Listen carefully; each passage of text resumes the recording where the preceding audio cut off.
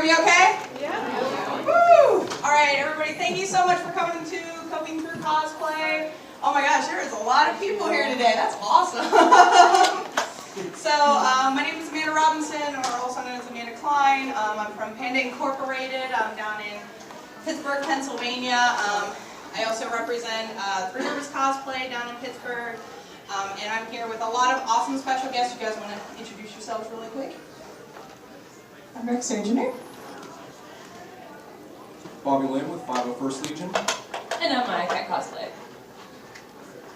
Try not to trip over tentacles.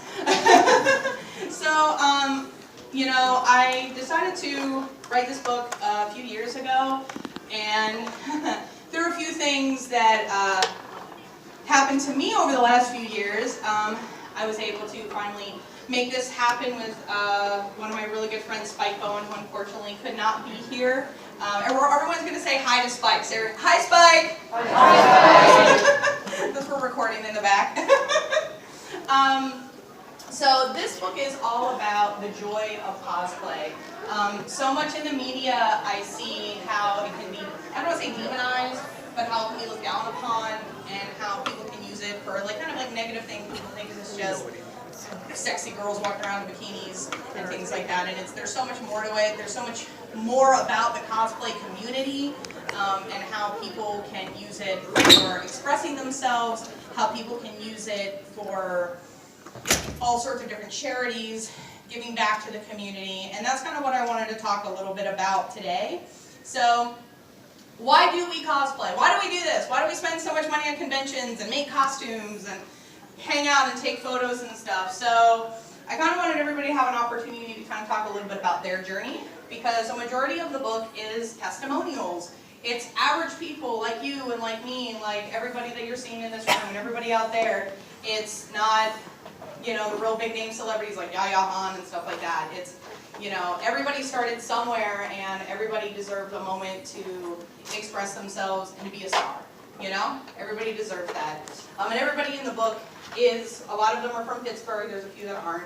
And we're hoping eventually to get more cosplayers like you guys and everybody that's up here to be in the book, and we want to be able to make these books every couple years, you know, keep bringing them out, having testimonials, having something positive in the world, because there's not a lot of positive things in the world right now.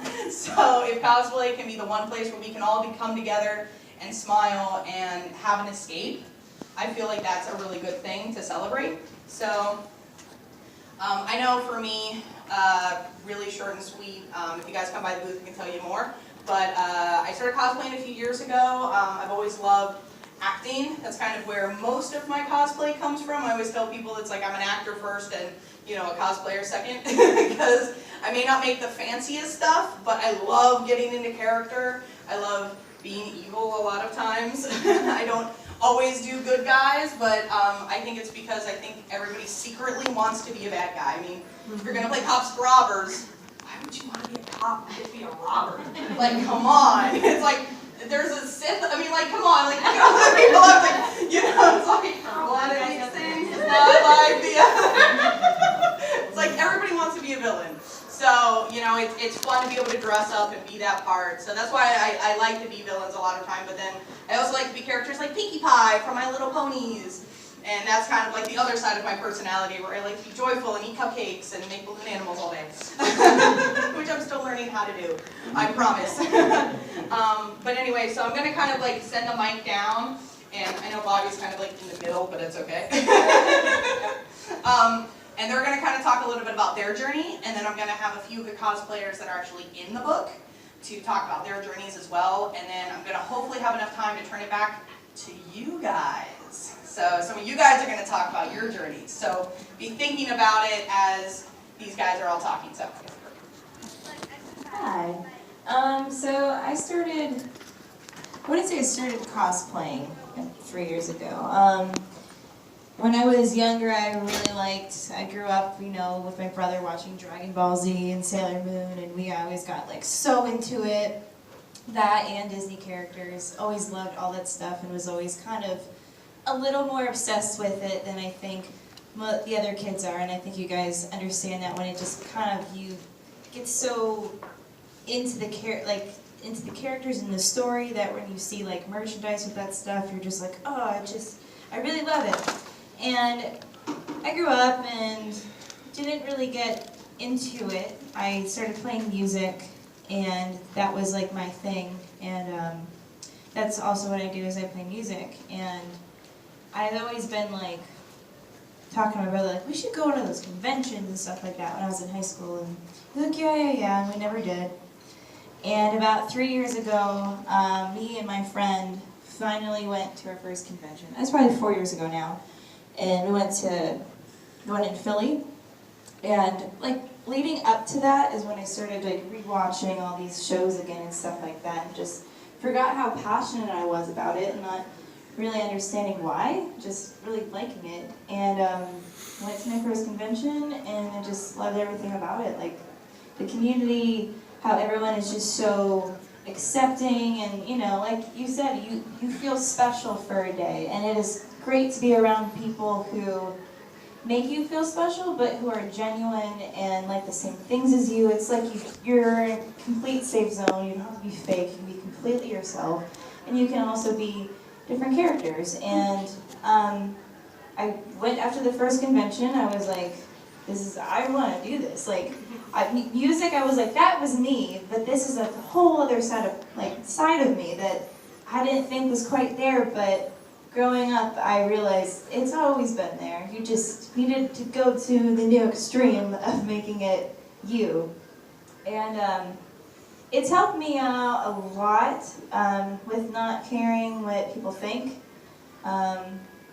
Once you get over that fear of that, it helps in like, I guess, confidence. You know, there's a lot of characters that would wear certain things that me, Brooke, would never wear, but being the character, I feel more comfortable pulling that off. And then that kind of gives me more confidence in my real life. And I just think confidence is good for so many different things, not just wearing stuff. It shows when you walk around people, and you're completely yourself. And I think cosplay has really helped me be completely myself, and I want to continue doing that and doing this because of how it makes me feel and the people I've met, and even you guys. I just met you yesterday, and I already made new friends. Like that is so awesome. So okay, I will hand it over to Bobby. Go to the end. Oh, you last? Yeah, okay.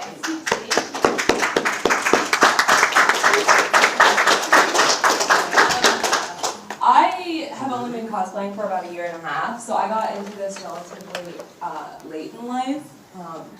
But I've always been kind of artistic and have always enjoyed drawing and that kind of aspect. So it was the crafting part of cosplay, which is what kind of drew me into the world of cosplay, and I started crafting, and that's what I really enjoy. Coming up with elaborate ways to create armor. I made a whole armor set out of cereal boxes once. Yeah, it's like fantastic. And I've heard people that have made like complete like Mandalorian armor out of like garbage cans. It's fantastic. I love that aspect of cosplay, is the creativity behind it. And I echo everything that Brooke said. When I was a kid, I was into all the nerdy stuff. I'm a huge gamer. I've been a gamer my entire life, so that's kind of where I like entered into, I guess, the nerd world. Always a Star Wars fan, Lord of the Rings, anything fantastical like that. So whenever I got introduced into cosplay, I was just like, you know what, it's probably something that I would really enjoy.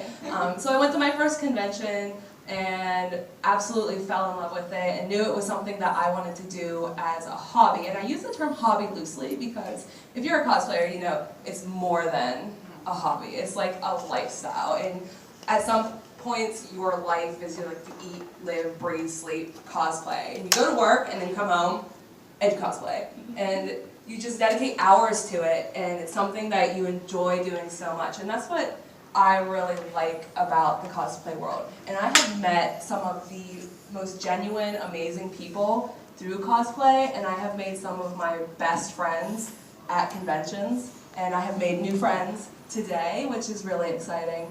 And then some of my friends cosplay, and it's just something that we have in common that we can do together, even if we're cosplaying two different things. I could be cosplaying from Star Wars, and Brooke could be cosplaying Ariel, but we're doing the same thing, so we have that in common, which is really great, and it's just the camaraderie, and everyone is just so supportive of each other, and it's the community in the convention sense is what is so positive. And it's not the celebrity cosplayers and this and that, it's the people like us who come here to have a good time, and we come and we interact with people and we get pictures and we talk about it because we all have it in common. And that's what really drives me and why I love cosplay.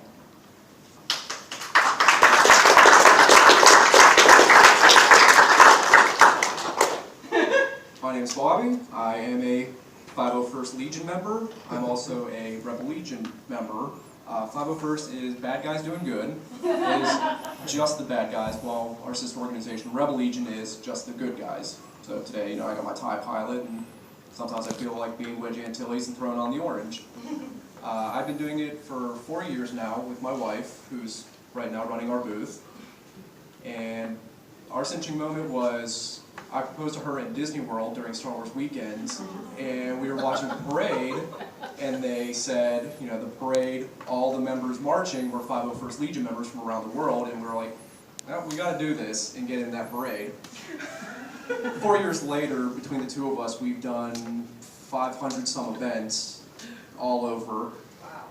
Being a Legion member, it's being part of a worldwide family. A couple months ago we went up to Boston Comic Con, and friends of ours were like, well, you can just stay with us for the weekend, so crashed with them. Next month, her and I are going over to Dublin. I reached out to them and like, hey, I'm going to be here at this time. Do you have any events going on? It's like, absolutely, bring your stuff and we'll take you out to lunch after. So doing this, you're guaranteed to know people everywhere. I've done events from big events like being up on stage and dancing with Weird Al, to I literally got to participate in a Make-A-Wish event for a child who unfortunately passed away 2 weeks after. But in those 2 weeks, all he talked about was, I got to become a Jedi and I fought Darth Vader every single day until he passed. And his name was Jackson, and in memory of him, locally here with our Rebel Legion group, we started a charity called Jackson's Jedi. And we raise money, and his parents will pick a different charity to donate to every month.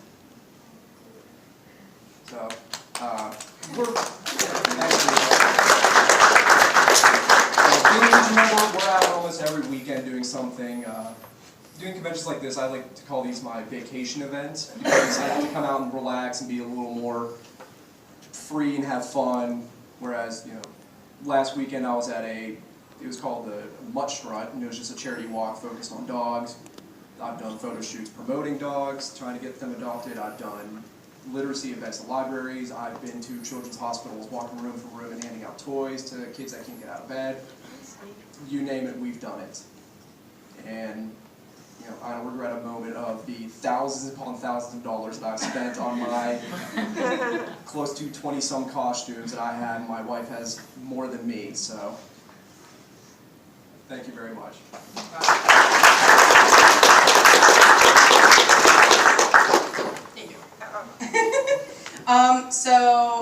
And again, I wanted to thank the cosplayers that are here being special guests this weekend.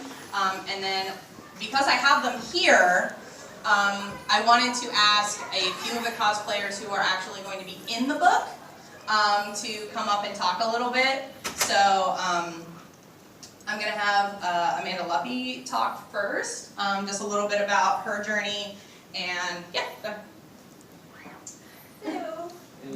Hello. So I started cosplaying, I was in high school. My first con was to Con. It was still in the Monroeville Expo Mart right outside of Pittsburgh. That place no longer exists.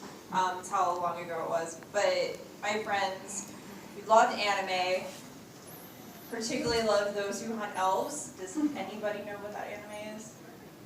Thank you, I'm not the only old person here. And my first cosplay was Mistress Celsia from Those Who Hunt Elves. It was not fantastic, my mom helped me make it.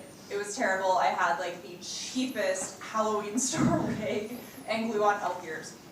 But it was fun because I got to hang out with my friends, and we have a great memory. There is a photo of it somewhere of all of us together with one of the voice actors from the show, and he to this day still remembers our group, and it was years ago.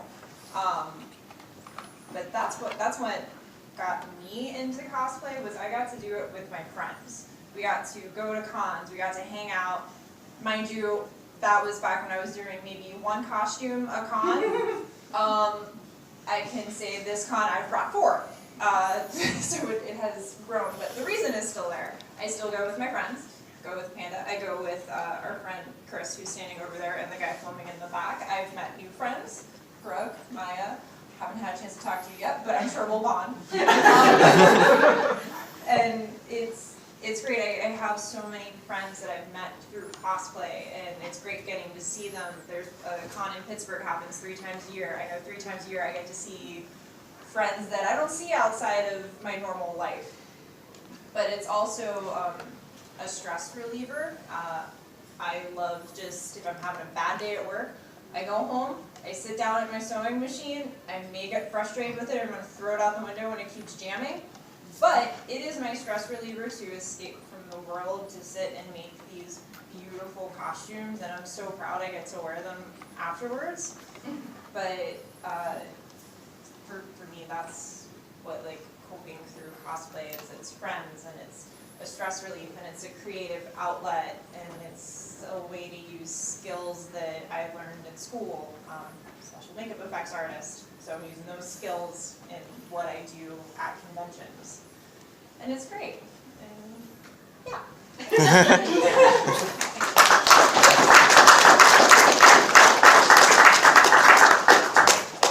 Scarecrow.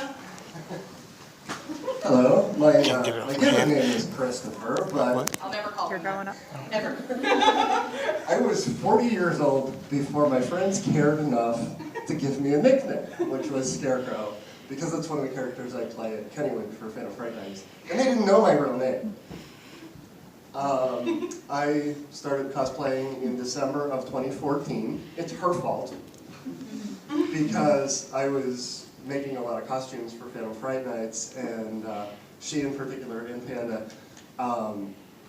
kept telling me, you need to start doing cosplay. And I'm like, what is that? You know, like, you make costumes based on nerd stuff, and then you wear them to conventions. Okay, what should I do? I don't know. What do you like? So, because I'm not exactly a small person, I chose to be Marshmallow from Frozen. Specifically, at the very end of the movie, after the credits, after Marshmallow has fallen into the chasm with a missing leg, he comes back into Elsa's now abandoned castle with his leg reattached, sort of. And he steps on Elsa's crown, and he looks down, picks it up, puts it on his own head, and smiles. That was the version I did. And Amanda was my Elsa. We entered the costume contest and made top 10. I have since entered 12 other costume contests, and I have won 9 of them. So I guess I'm good at this. I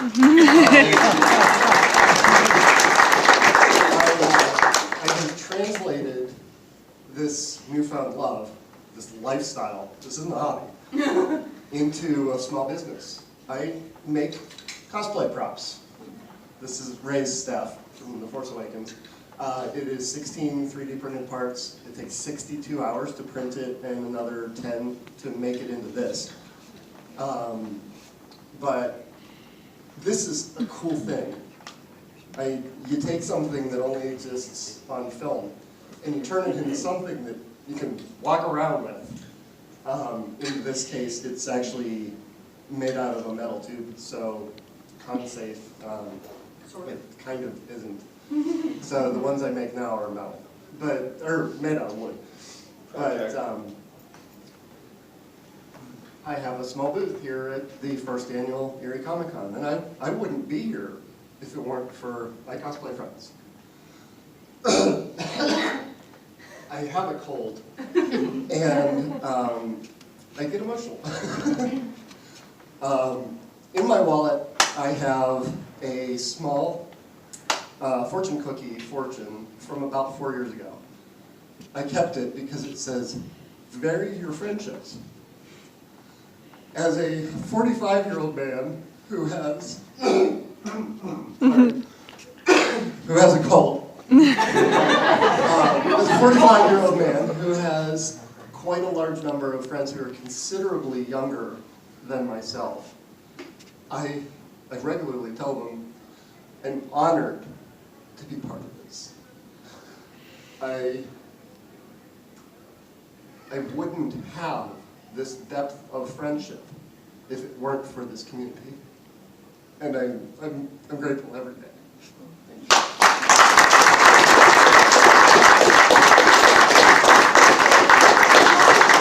All have clubs. So, Get a slide and everything. so I'm Cardane. People mess up my name a lot, so I have to say it slow. Those are my two costumes. That's Bloody the Bunny on the one side. Y'all saw me walking around with an axe. And that's Mr. Black. Y'all saw me yesterday with a free hug sign. Ironically, neither one of those two guys are nice guys. I do a lot of original characters. I do film. That's what I've always wanted to do with my entire life. So I do movies, I do short films. I pretty much, if it has to do with film, I will get a part of it one way or another. I met all these three at Fright Nights. My first night there, was super nervous, didn't know what I was going to do, didn't even know what I signed up for, just knew I needed money because I spent 4 months with no work. And then I met Scarecrow, and he was like, yeah, well, you can basically make any costume you want. So then he just pushed a bin in front of me, and he was like, have fun. And he walked away, and I'm like, all right, cool.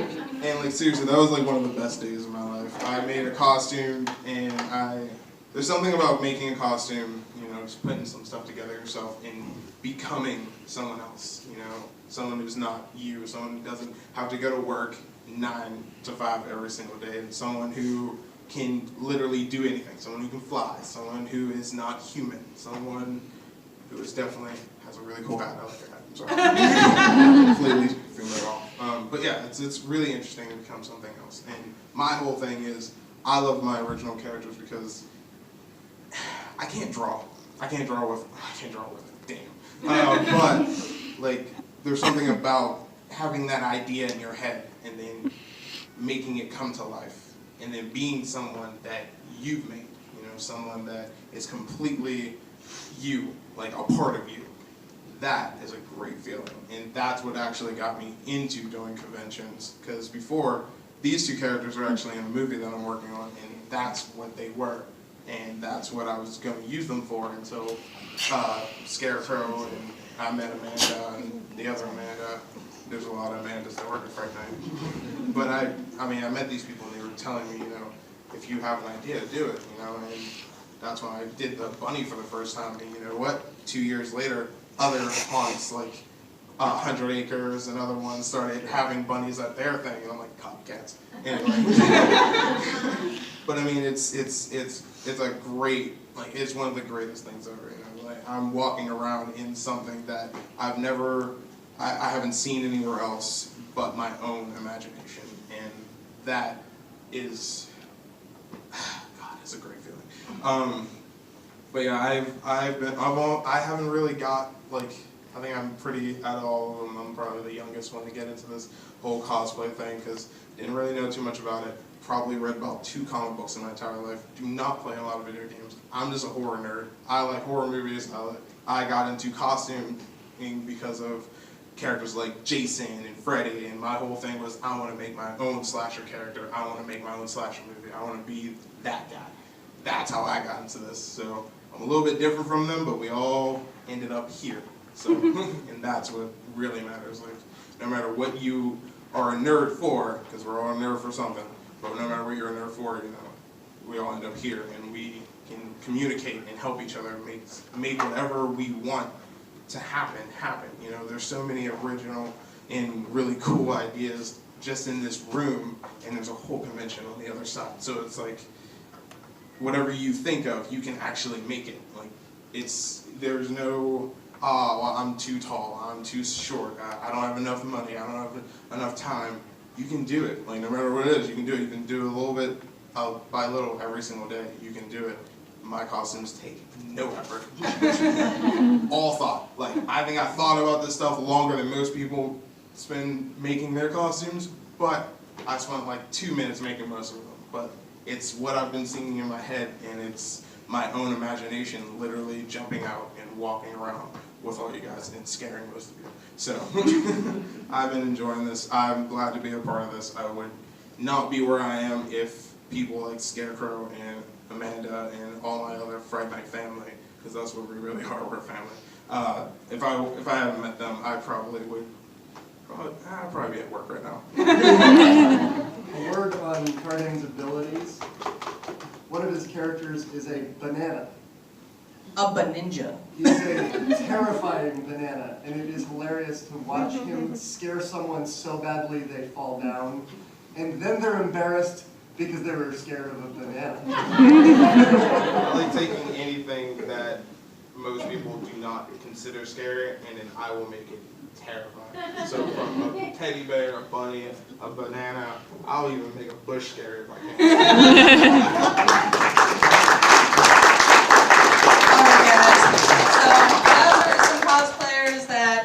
You have some faces and names too. Those are some cosplayers, like I said, who are in the book. So now I want to hear about you guys. So we have about half an hour before they're gonna give us the boot. So I was gonna say, I know it's impromptu. I know it's public speaking, but it doesn't have to be anything crazy. Just say just a couple words about what it means to you, and maybe like what your favorite cosplay that you've ever done is. So name. What's your favorite cosplay, and why you love cosplay? Okay? Anybody want to hand? Oh, I saw that hand!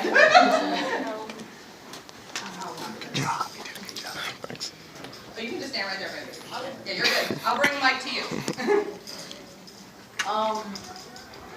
My favorite cosplay is actually the one I am wearing right now. It's an original character. It's based off of an anime that I watched where Satan was a part-timer.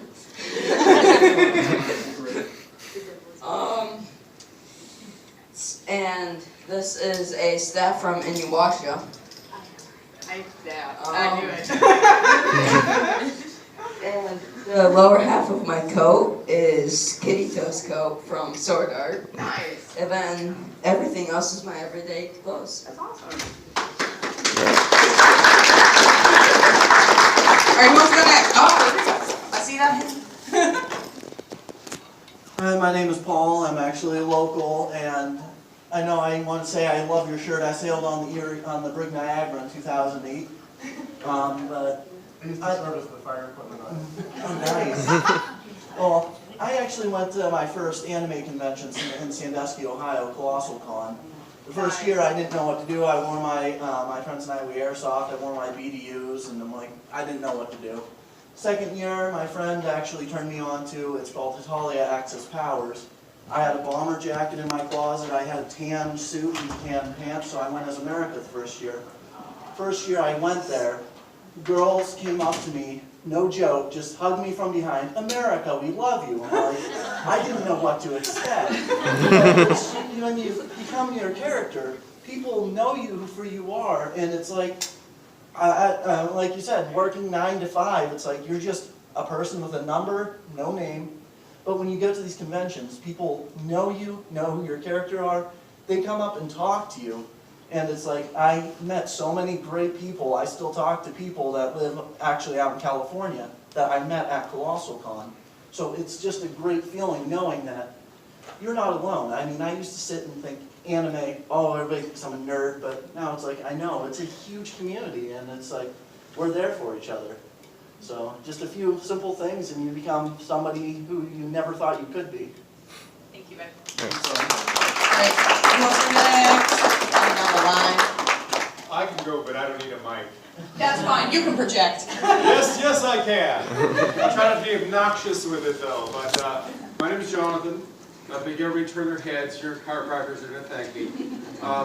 But I've been doing cons pretty much, well, forever.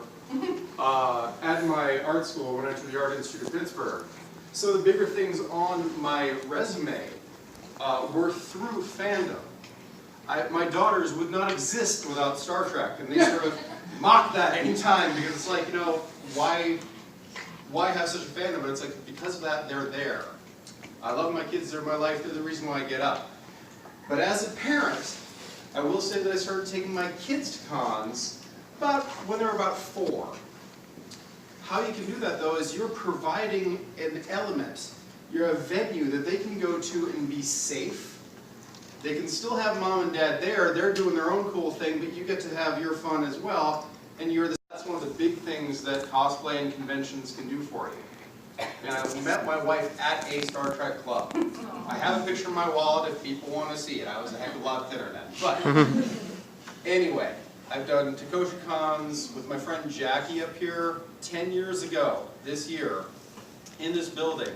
We did the first anime convention in Erie. Wow. That was a tough nut to crack. But we got it out there, went way into debt, but had Erie Anime Experience 1.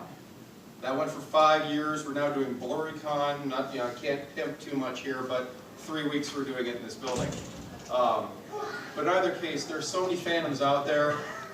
Just pick something you like. Eventually it'll blend together, and as the other gentleman was saying, hey, you can create your own thing with it. Have some fun. Thank you. Anybody else? Yeah, I was waiting. Like, you were already talking earlier.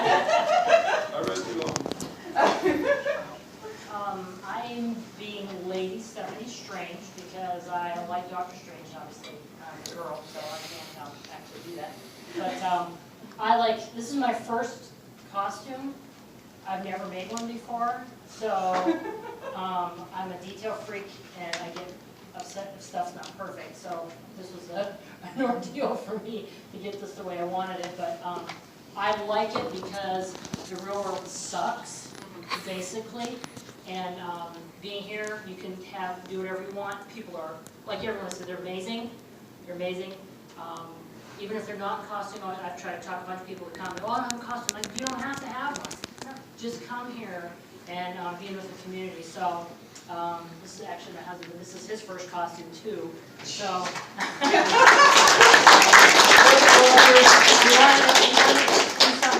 we do a lot of stuff together, but this was really fun. We really had a blast. I've already got the second one in mind, so. Thank you. This is the con you're looking for. This is anybody else new that wants to chat? Oh, there we go. This is my first Comic Con. Yeah. I didn't have a costume ready, so I just threw this together. It's a secret Batman fan, and I'm trying to find who Batman is. Oh, I like I that. have ideas. So I go around Occam and everywhere to try to find out Batman. And when I came here, I had a whole bunch of fun because I saw a whole bunch of things that I liked, and so I got to be like a really big nerd. And I'm still in high school, and so like I don't really get to do that as much as I want to, but it gets easier if you come here. So, and we're going to a con. It's for my birthday. We're going to a con in November in Ohio, Con on the Cob. That's the best. That would be my second con. Awesome. All right, thank you, man.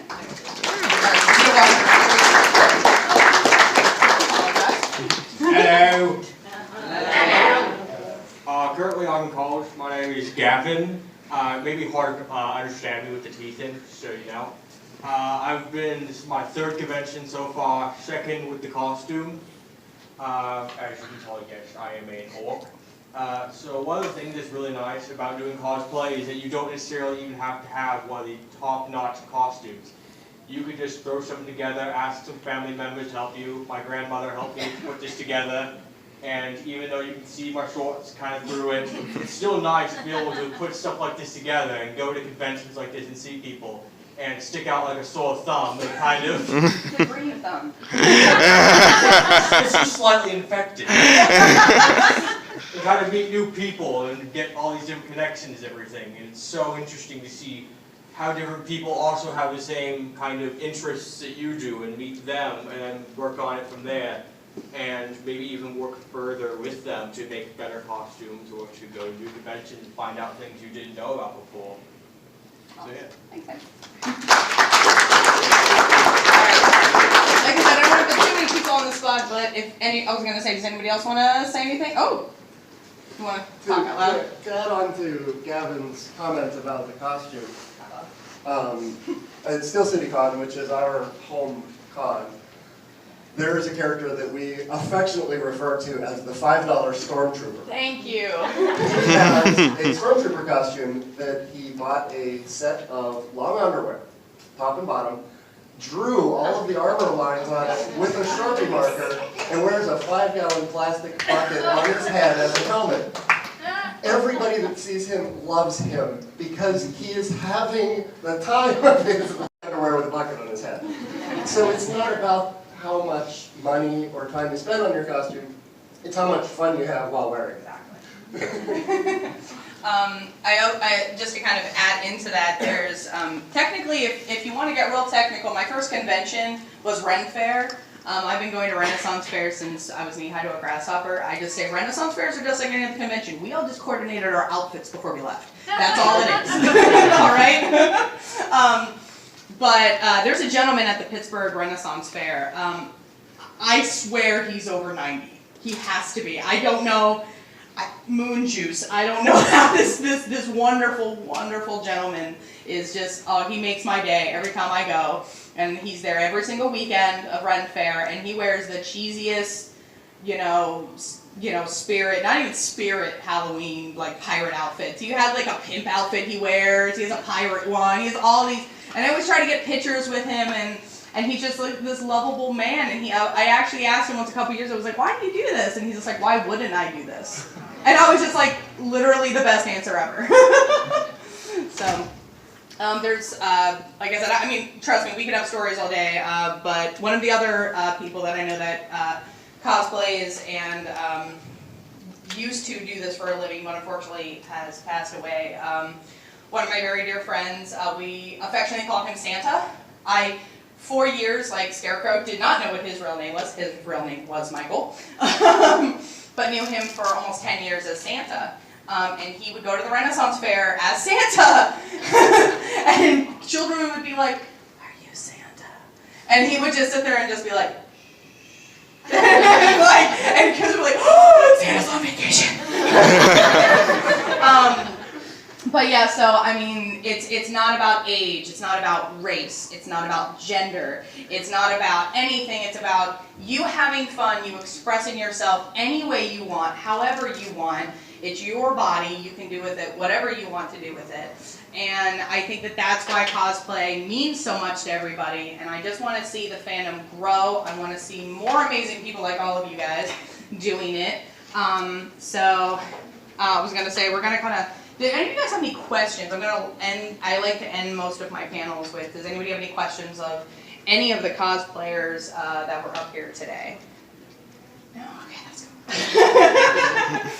We're all going to be around. I was going to say, I know Brooke has a booth. Where are you? Cosplay Repair. Cosplay Repair, 501st, obviously. And then I'm actually over by the 501st. Brooke, what lane are you in? Remember? She's like, She's right. Huh? She's across from Robot Scarecrow. Yeah, she's basically. right near Robot She's in the same area. Yeah, one over. Few so over. she's near like the one right before the cars. So. Yeah. So come and find us, talk to us, that's what we're here to do. And I just want to say thank you guys, keep cosplaying, keep getting out there, don't stop what you're doing because you're all amazing, and after all of this, we're all family. So thank you guys so much for coming. I do have flyers for you guys that has the cover of the book on it and all of our social medias, so please come up and get a flyer so you guys can find us on Amazon and Kindle. And like I said, the plan is that this is the first book. We hope to make these continually of more everyday people and them expressing themselves in a unique and creative way. So again, thank you guys all for coming. So.